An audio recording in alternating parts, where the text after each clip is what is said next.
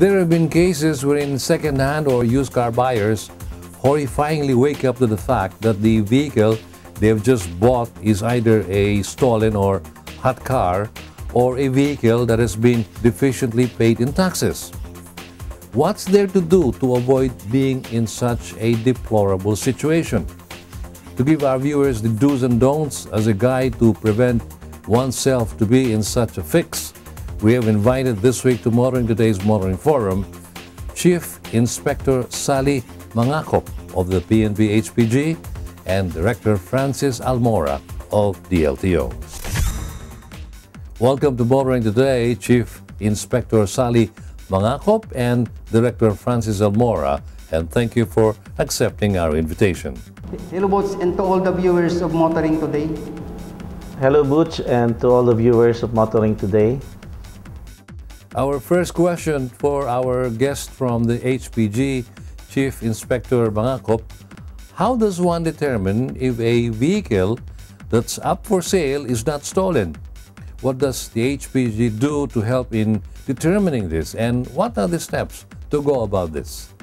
Kung gusto nilang malaman na yung sasakyan nila ay hindi karnap o hindi ito kasama sa mga ring sanla, pwede silang pumunta sa malapit na opisina ng Highway Patrol Group para i-verify kung ito ay included sa Vehicular Information Management System, at pwede nilang ipacheck sa personnel ng Highway Patrol kung yung mga dokumentong ipinapakita nila is authentic. Having said that, sir, there is this other concern of buyers of second-hand vehicles, yung pong tinatawag na rent-sangla scam. Paano po maiwasan ng mga bibili ng kotse na maging parte ng scam na ito? Sabi ko nga, ang sasakyan, hindi pwedeng ibinta yan kung ito ay nakapinansing sa isang bangko. Kung ibibinta man ito ng mayari sa ibang tao, dapat alam ito ng bangko, ng financing company. Dapat magharap sila doon sa financing company para pagdating ng panahon, hindi habulin yung mayari ng bangko and then nagkakaproblema yung last possessor. Sa mga pagkakataon pong yung bumili ng kotse ay hindi niya alam na yung nabili niya ay nakaw pala, ano ang dapat niyang gawin para maiwasan na maging suspect or maging parte mismo ng krimen? Kung nalaman niya na may problema ang kanyang sasakyan, better na mag-voluntary surrender na lang siya and makipag-cooperate sa opisina namin para matrace natin kung sino yung nagbinta sa kanya, nanloko sa kanya. Paano naman po kapag alam mismo ng buyer na nakaw o kaya parte ng rent-sangla scam ang ibinibentang sasakyan sa kanya? What should be the course of action aside from just uncaringly walk away? Pwede siyang mag-report sa opisina namin para re-respondihan namin ito. Para mahuli natin yung taong nagbibinta ng mga sasakyang may problema.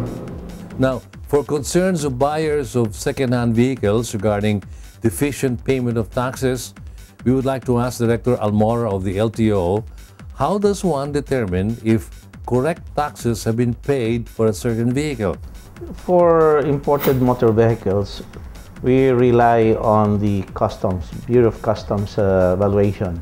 So we have interconnectivity with the Bureau of Customs, and LTO accepts the valuation of custom and the payment paid to custom for registration purposes.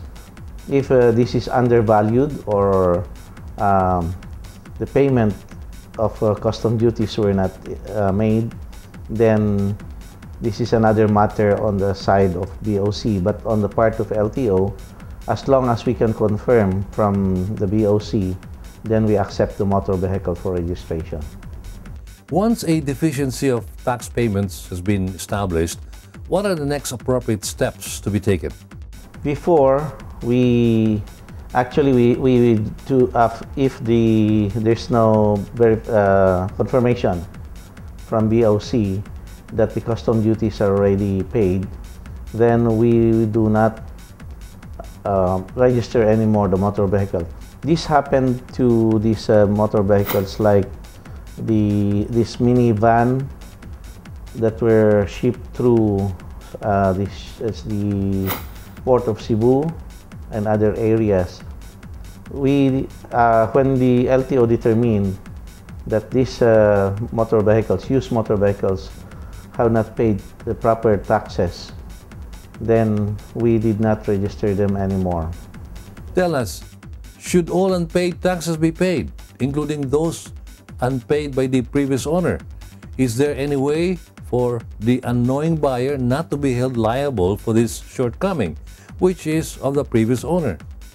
In this case, we tried to reach out or to coordinate with BOC on what to do about this.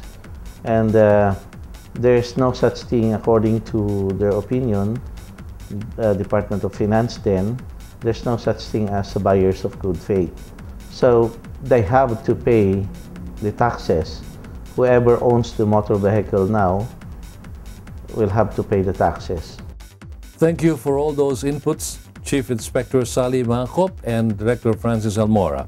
Before we close, would you both have any message or word of advice to the motoring public relevant to this very important topic? Let's start with our guests from the HPG. Gaya ng sinabi ko kanina, pag bumibili po tayo ng mga pre-owned motor vehicle, unang-una, we have to check the document of the pre-owned vehicle if it is certified legal and correct. Pangalawa, tingnan natin kung original ba, hingin natin sa nagbibinta yung original ORCR. Kasama dito yung release of chattel mortgage. Pangatlo, alamin natin sa LTO kung yung mga document na pinipresenta niya is authentic and correct. Pagkatapos ng isang linggo, kailangan niyang i-transfer ang sasakyan sa kanyang pangalan. Ito ay base sa Section 5 under RA 10883, otherwise known as the New Anti-Carnapping Act of 2016, na ang isang mamimili ng isang sasakyan, pagkatapos niyang mabili, kailangan niyang mag-apply ng PNP clearance sa Highway Patrol Group or anumang opisina ng Highway Patrol Group malapit siya. How about Director Almora from the LTO? Yeah, the problem on imported motor vehicles keep on recurring. So some of our countrymen that had been importing these used motor vehicles, they use different schemes to circumvent our taxation. Our advice for those buyers that would like to avail of these imported motor vehicles is to check with the Bureau of Customs, to check the documents, check with LTO if there's really a document that was presented to LTO, and can this vehicle really be registered in the LTO system. Without this, then we should be wary, or we should be forewarned already not to invest our money with these motor vehicles, when in fact in the long run you will be losing your money if you cannot use this motor vehicle just the same, because they cannot be registered. So let us be forewarned and do a double check, a reality check on these documents that are being presented by these dealers. Thank you once again for your time, gentlemen. Thank you, Boots, and happy motoring. Thank you, Boots. Happy motoring. Chief Inspector Sally Mangacop and Director Francis Almora with the do's and don'ts before buying a used car. Our guest this week on Motoring Today's Motoring Forum.